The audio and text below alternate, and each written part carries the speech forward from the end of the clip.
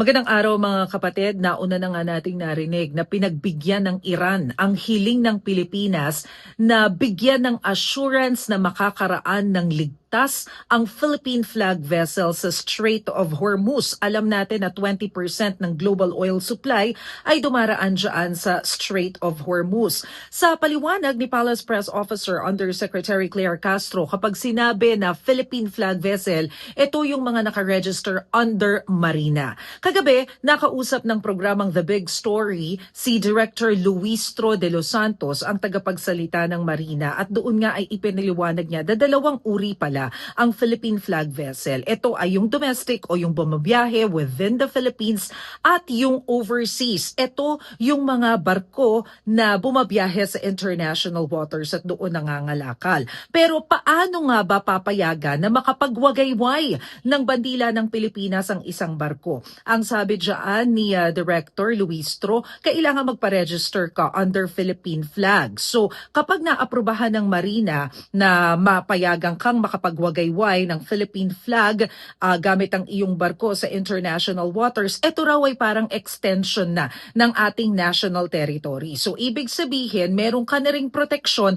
under our maritime laws and regulations. So kapag ka ikaw ay Philippine flag vessel na daraan dyan sa Strait of Hormuz, kasama ka doon sa hahayaan ng Iran na makaraan ng ligtas. Ang pinakahuling update ni Director Luistro, sa ngayon daw ay merong 16 tankers ang ating bansa na umiikot sa iba't ibang panig ng mundo. Pero sa Middle East daw, meron daw silang na-monitor na 5 na stock dyan sa mga danger zone sa Middle East. Not necessarily sa Strait of Hormuz, pero dyan sa Middle East na stock simula nung magsimula ang conflict dyan sa gitnang silangan. So ngayon, yan daw yung patuloy nilang minomonitor para malaman nila kung kailangan na magkaroon ng intervention to ensure then the safety nitong ating mga Philippine flag vessel. Pero hindi naman daw mga oil supply ang bitbit nitong mga barkong ito dahil na-stuck sila dyan nung kasagsagan o nung magsimula yung conflict sa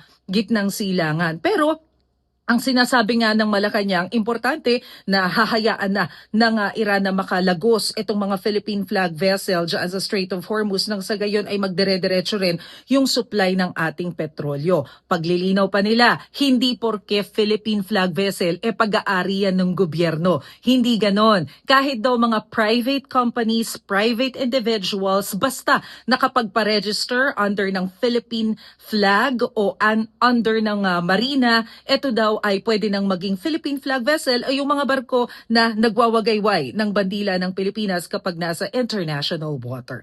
At yan muna ang pinakahuling update. Ako po si Maricel Halili. Magandang araw.